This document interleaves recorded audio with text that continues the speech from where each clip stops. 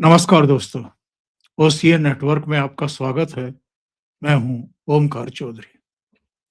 Election commission ने supreme court में हलफनामा दाखिल करके ममता बनर्जी सरकार के कच्चे चिट्ठे खोल करके रख दिए हैं।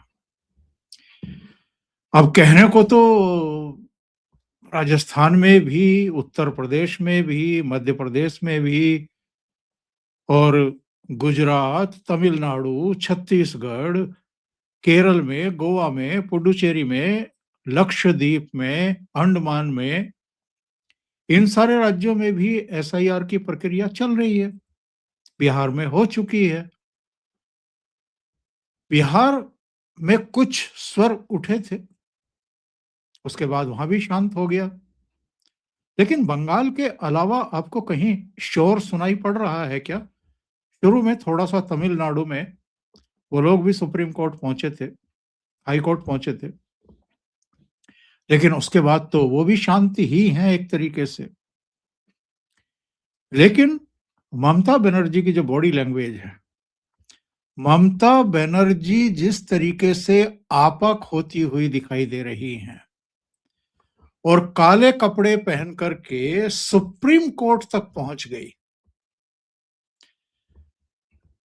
इलेक्शन कमीशन पहुंच गई, मुख्य चुनाव आयुक्त की टेबल में मुक्का मार करके बात कर रही थी। उससे पहले अभिषेक बनर्जी के नेतृत्व में टीएमसी के सांसदों का एक ग्रुप भी मुख्य चुनाव आयुक्त से मिल चुका था, बहसबाजी कर चुका था।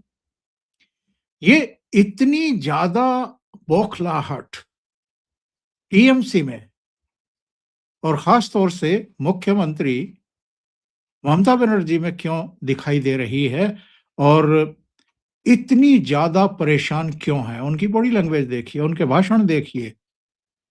वो ना केवल मुख्य चुनाव आयुक्त के खिलाफ अब महाअभियोग प्रस्ताव लाने की तैयारी कर रही हैं और चाह रही हैं कि जिन कांग्रेस पार्टी के लिए उन्होंने नो एंट्री का बोर्ड टांग रखा है पश्चिम बंगाल में, कि उनके साथ हम किसी तरह का तालमेल नहीं करेंगे सीटों का, उनको भी चाह रही है कि महाभियोग प्रस्ताव के समर्थन में वो खुल करके आ जाएं।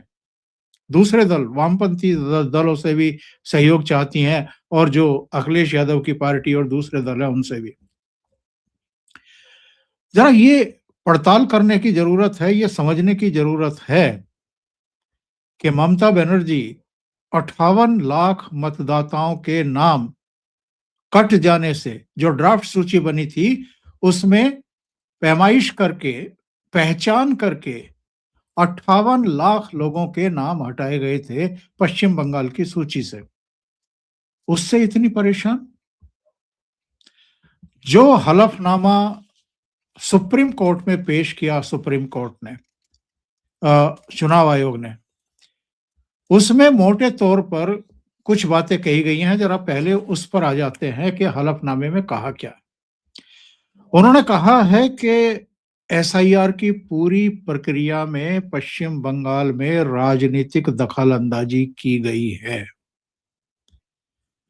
अधिकारियों के खिलाफ हिंसा हुई है और जब इसकी शिकायत बीएलओ ने करने की कोशिश की तो पुलिस ने एफआईआर तक दर्ज नहीं की। एसआईआर का काम रुक जाए, रोक दिया जाए, ऐसा माहौल बनाने की कोशिश इनके कैडर ने, इनकी सरकार ने की है। पुलिस का, प्रशासन का सहयोग उस तरीके से नहीं मिला जितना कि अन्य 11 राज्यों में मिला है। और आप जरा याद करिए, जब प्रतीक जैन के यहाँ घर पर और उनके दफ्तर पर ईडी के छापे पड़े थे, आईपैक वाले प्रतीक जैन, तो ईडी ने भी सुप्रीम कोर्ट में और कलकत्ता हाई कोर्ट में यही आरोप लगाए थे कि हमारे कामकाज में दखलंदाजी की गई, हमारे कामकाज को रोका गया। किसने रोका था? खुद ममता बनर्जी पहुंच गई थी प्रतीक जैन के यहाँ, उनके दफ्तर भी, और जो अधिकारी उस समय छापेमारी कर रहे थे उनके हाथों से मोबाइल फोन, लैपटॉप, दूसरी चीजें और कुछ प्रकाशित दस्तावेज जो फाइलों के रूप में थे किताब के रूप में थे, उनको छीन करके ले गई थी। और ये जानकारी कलकत्ता हाई कोर्ट को भी दी, हाई कोर्ट ने, और ईडी ने, और सुप्रीम कोर्ट को भी दी। तो इससे पहले भी ईडी के, सीबीआई के अधिकारियों के खिलाफ इसी तरह की हिंसा, रोक-टोक एक बार तो सिर फोड़ दिए गए थे, जब वो शाहजहां शेख को गिरफ्तार करने के लिए एक टीम गई थी संदेश खौली वाले मामले में। तो ममता बनर्जी जो चुनौती दे रही हैं केंद्र को, ऐसा लगता है कि 2 राज्य, एक तमिलनाडु और एक पश्चिम बंगाल, जो हमारी संघीय व्यवस्था है, उसी को चैलेंज कर रहे हैं। लेकिन जो हलफनामा दाखिल किया गया, उसमें ये जानकारी दी गई सुप्रीम कोर्ट को कि अन्य राज्यों में, पश्चिम बंगाल को छोड़कर के अन्य सभी राज्यों में, बिना किसी बाधा के एसआईआर की प्रक्रिया अंतिम चरण में पहुंच चुकी है, पूरी हो रही है, कहीं कोई बाधा नहीं है। और यहां हिंसा, धमकियां, दहशत का वातावरण, इसका सामना बीएलओज को करना पड़ा और चुनाव अधिकारियों को करना पड़ा। और पुलिस ने कई मामलों में एफआईआर दर्ज नहीं की, तो जो जिला स्तर के अधिकारी हैं, उनके कहने पर एफआईआर दर्ज की गई। 24 नवंबर की घटना का उल्लेख इस हलफनामे में किया गया है, सुप्रीम कोर्ट में दाखिल जो किया गया है, कि उस दिन चीफ इलेक्शन ऑफिसर के दफ्तर पर हंगामा किया गया, प्रदर्शन किया गया, उत्तेजक नारेबाजी की गई, उनके दफ्तर में तोड़फोड़ की गई, उनके दफ्तर में घुसने की कोशिश की गई और बैरिकेड तोड़ दिए गए। यहां तक के अधिकारियों का दफ्तर में आवागमन तक रोक दिया गया और पुलिस मूक दर्शक बनकर के खड़ी थी, कोई कार्रवाई नहीं की गई। अकेला बंगाल है जहां के जो चीफ इलेक्शन ऑफिसर हैं, उनको वाई कैटेगरी की सुरक्षा देनी पड़ी है होम मिनिस्ट्री की तरफ से। ऐसा और किसी प्रदेश में जहां जहां एसआईआर हुआ है, ये वाई कैटेगरी की तो छोड़ दीजिए, और भी सुरक्षा, केंद्रीय बलों की सुरक्षा देने की जरूरत नहीं पड़ी। कुल मिलाकर के इन सब के, इन बाधाओं के, असहयोग के और हिंसा का वातावरण, धमकियों का वातावरण बनाए जाने के बावजूद पश्चिम बंगाल में 7 करोड़ 8 लाख फॉर्म जमा किए गए हैं। 1 करोड़ 51 लाख को नोटिस इशू किए गए हैं अलग अलग कारणों से। जो उपस्थिति है, जो त्रुटि है, उसको लेकर के। तो ये हलफनामा जब जारी किया गया, दाखिल किया गया सुप्रीम कोर्ट में, तो आपको याद है ना कि 2-3 दिन पहले ही ममता बनर्जी सुप्रीम कोर्ट पहुंच गई थी, एक काला शॉल डाल करके, और वो बता रही थी कि जिन बीएलओ ने आत्महत्या कर ली, जिनकी मौत हो गई एसआईआर के प्रेशर की वजह से, मैं उनके परिवार वालों को भी लेकर के, उनको भी सबको काले कपड़े पहना रखे थे। और इन्होंने सुप्रीम कोर्ट में पेश होकर के ये कहा कि जो काम एक्चुअल में 2 साल में पूरा होना चाहिए था, वो केंद्र सरकार के इशारे पर, भारतीय जनता पार्टी के इशारे पर चुनाव आयोग केवल 3 महीने में पूरा करवा रहा है। इसकी जरूरत आखिर क्या थी? उन्होंने ये भी कहा कि साहब, केवल पश्चिम बंगाल को टारगेट किया जा रहा है। तो जरा इस पर आते हैं कि पश्चिम बंगाल को टारगेट कैसे किया जा रहा है। जो हलफनामा है उसमें कहा गया कि जो अब इस दुनिया में नहीं है, उनकी पहचान की गई। जो पश्चिम बंगाल छोड़ गए, उनके बारे में तहकीकात करके, पहचान करके उनके नाम हटाए गए। जिनके 2 जगह नाम थे, उनके नाम हटाए गए।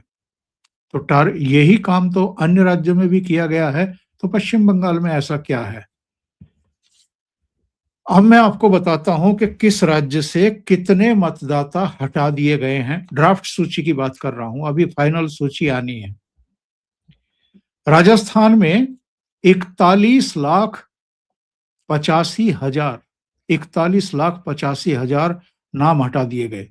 उत्तर प्रदेश में तो 2,89,00,000 मतदाता हटाए गए हैं। जो ड्राफ्ट सूची जारी की गई है उसमें जितने थे पहले, उसमें से अब 2,89,00,000 नहीं है, करीब-करीब 3 करोड़ समझ लीजिए। मध्य प्रदेश में 42,74,000 हटाए गए हैं। पश्चिम बंगाल में 58,20,000 हटाए गए हैं। गुजरात में इससे भी ज्यादा 73,73,000 नाम हटाए गए हैं।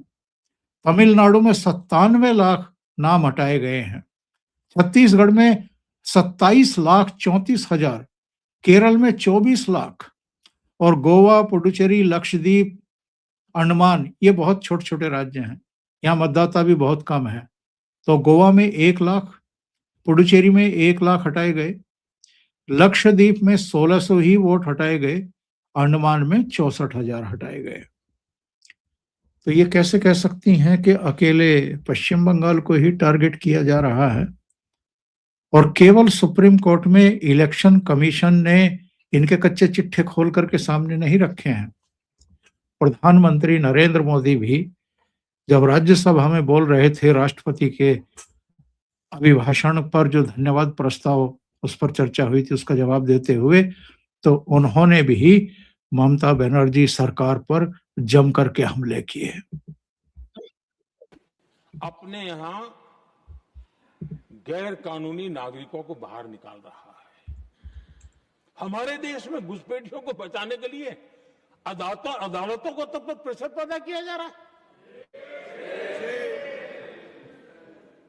मेरे देश का नौजवान कैसे ऐसे लोगों को माफ करेगा जो घुसपैठियों की वकालत करने के लिए ताकत लगा रहे हैं?